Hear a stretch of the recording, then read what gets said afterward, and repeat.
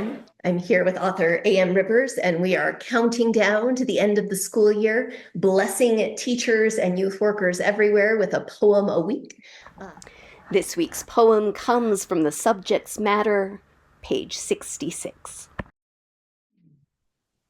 You cannot sustain a teaching life unless you live in the desert and stand in your bare feet on the shifting sand and feel the tangled roots sucking at the gravel and the flow of aquifers streaming through dark caverns 1,000 feet below.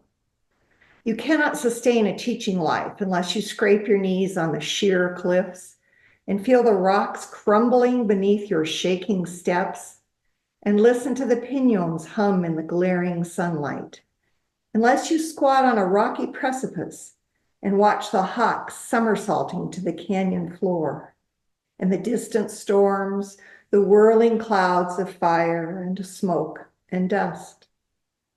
You cannot sustain a teaching life unless you wait for the monsoons, the wildflower clouds that burst over the mesas, rumbling and belching, unless you turn your face into the wind and smell the sage and rain.